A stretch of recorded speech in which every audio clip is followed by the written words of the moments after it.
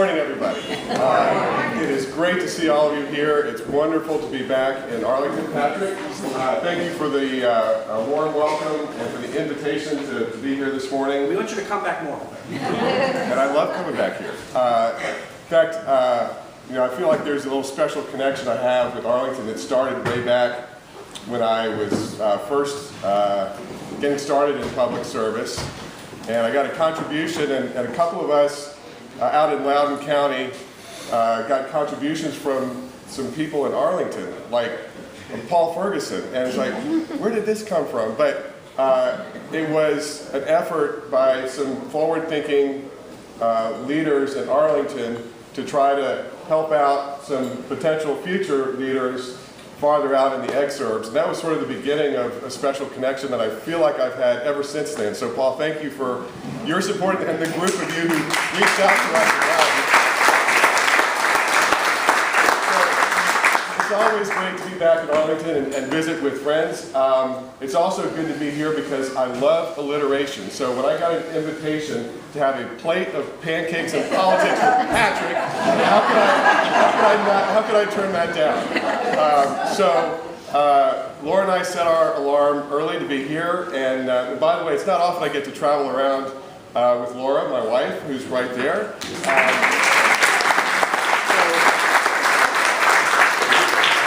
So if you see a little extra spring in my step today, it's because she's traveled around with me. But it's great to be here, and thank you so much for supporting Patrick. He is doing a fantastic job for you and for our Commonwealth. And I also want to thank you for all of your help and support over the years. We had an incredible turnout in 2017 thanks to your energy and your hard work. And it has really made a difference because statewide we were able to bring in 15 new Democrats to be reinforcements for Patrick and the things that he's been fighting for you, and it has made a real difference, like getting Medicaid expansion. So you need to keep that energy and enthusiasm going because it is making a real difference. And it's also great to see someone who I was so privileged to serve with, Mary Margaret Whipple here. Mary Margaret is wonderful.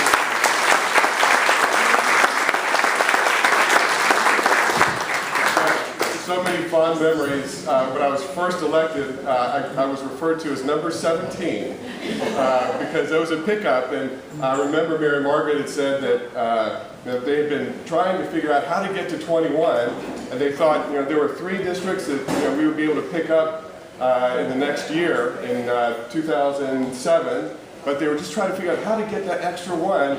And then when we picked up, when I won in the 33rd, it was like, now we can do it, and we did, thanks to your hard work. So thank you for everything you did. So I'm mainly here because I wanted to thank you for supporting Patrick and encourage you to keep helping him along the way. But I hope you'll let me take a few minutes to just tell you a little bit about how things are going in the Attorney General's office. As Patrick said, I had a completely different vision for the job than my predecessors have had for decades. I believe the Attorney General is the people's lawyer. The powerful, the wealthy, the well-connected, they've got a lot of money and resources that they can put to hire stables of lawyers and fixers to protect their interests. But everybody else needs to have an Attorney General who will stand up and fight for them. That's the vision that I saw and that I brought to the job, and that when I went out and talked to people about what an Attorney General could do for them and talked to you all, you believed in me and supported that vision. And so now we are continuing the fight for justice and equality and opportunity for all Virginians. And you can see that guidepost of fighting for the people's interests in everything we do. And that's why from the very beginning when we took office in 2014, we brought Virginia into the fight for marriage equality. We concluded that dreamers could get an affordable college education in their home state. We stood up and defended the Chesapeake Bay cleanup from a legal attack. And those things, from the very beginning, we started those. And that work is continuing. The fight on the opioid crisis, instead of lapsing back to the failed drug policies of the past, yes, there is an enforcement element to go after the dealers and traffickers who profit off of addiction, but we knew from the beginning that this was a public health crisis, that we needed new approaches that emphasized prevention and education and treatment and going after the pharmaceutical companies who were really, I think, misrepresenting their drugs and how addictive they were. So those are the types of things that when you're focused on helping people that an Attorney General can really do. And unfortunately, more and more, standing up for Virginians has also meant standing up to the worst impulses of the Trump administration. And so we are involved in probably over 50 cases, fighting the president's agenda to take away people's health care, to roll back important protections on the environment. So, we were successful in getting an injunction against the president's effort to stop the contraception mandate. I don't think anybody should have to go to their employer and ask for permission to have birth control. So we were able to get an injunction against that. Just last week, this past week, we filed our appeal from that horrendous decision out of Texas striking down the Affordable Care Act. It was a flimsy legal argument, but they found an ultra-conservative judge who bought it. And so we were appealing that case because of what's at stake. I mean, the whole Affordable Care Act, he ruled, was unconstitutional and threw it out. What that means is, over 100 million Americans have pre-existing conditions. 1.3 million Virginians have pre-existing conditions. And the protections that we currently have could be thrown out. Just a couple of days ago, Virginia had 200,000 more people covered under Medicaid because of Medicaid expansion. That's it.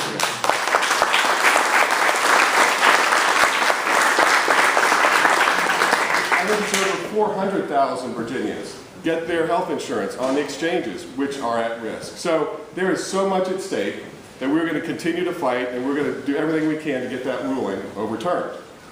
So there's a lot going on in the Attorney General's office, and I had the good fortune to talk to some of you earlier this morning.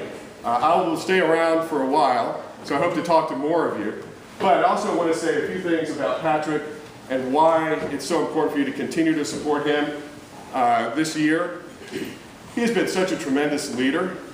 So many of the issues now that we've gotten more Democrats elected around the state, he's been fighting for a long time, and now we're starting to get the numbers where we're going to get close to where we can start passing some of these things. And I hope in this year, after this election, we'll have a majority in both chambers, so we'll definitely be able to make a lot of progress. But on gun safety, he has been there from the very beginning, and I was so pleased to see the package that the governor released yesterday or the day before on red flag laws, on universal background checks. I did want to say something also about the one gun a month law from an enforcement perspective. And as Attorney General, we work with law enforcement every single day. Public safety is a big part of what we work on.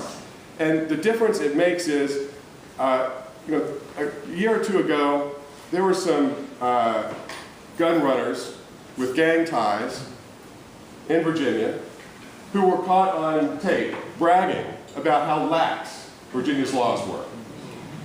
And as in law enforcement, if somebody wants to go in now and buy 20 handguns and walk out, I know what they're going to do with those guns. They're either going to sell them out on the streets or they're going to go up to New York and sell them that way. But there's nothing I can do about it because of the repeal of the one gun a month law. So that was an important enforcement tool. We need that one back, as well as the other measures that the governor has announced. And we will begin to make some real progress and be serious about gun safety. So that's one issue that he's been a real leader on. Another one was his groundbreaking work on when he visited Red Onion Prison and highlighted the number of prisoners who were in segregation and for the amount of time they were, and calling to people's attention that we can do this better. And as a result of that groundbreaking work, a lot of changes have been implemented. Now, there may be some more things that we could do, and I think, I'd like to see if we can find ways to be more transparent about it. But that was groundbreaking work. And something that he really helped me on and continues to help me on is in the healthcare area, because he's such an expert in healthcare policy and health law. And I remember back in, it was 2012-ish, 2012, 2013, there were some rumors that I might be running for Attorney General in the future, and and Obamacare was relatively new, and Virginia was talking about setting up our own exchanges, and I was on the Commerce and Labor Committee at the time, and I think some Republican leaders thought, aha, we'll trap Mark Herring now. And so they created a subcommittee to look at health exchanges and Obamacare, and so I was the only Democrat on the committee. Well, I supported the Affordable Care Act. I wasn't going to be shy about it. Were there some other things that we could have looked at or might still look at in the future, like single payer or Medicare for all? Sure, but the Affordable Care Act, while it may not be perfect, offered a real opportunity to dramatically lower the number of uninsured, which it has, 45% across the country, and protect people against pre-existing conditions and so on. So I was an unabashed supporter of that, but I was new to it. I mean, it's a complicated issue. Who would have thought healthcare was complicated? But Patrick was able to really synthesize, in my mind, where the key issues were, why it was so important, why so many people could be helpful. And so, I came out of that experience so much better armed to explain why this could be helpful to people, and it has shown itself to be true. So I want to thank you for all of your help, and I hope all of you will continue to support Patrick as much as you possibly can. And thank you again for letting me visit with you and sharing with you a little bit about the work I'm doing on your behalf as your Attorney General, as a people's lawyer. And I look forward to staying around a little while.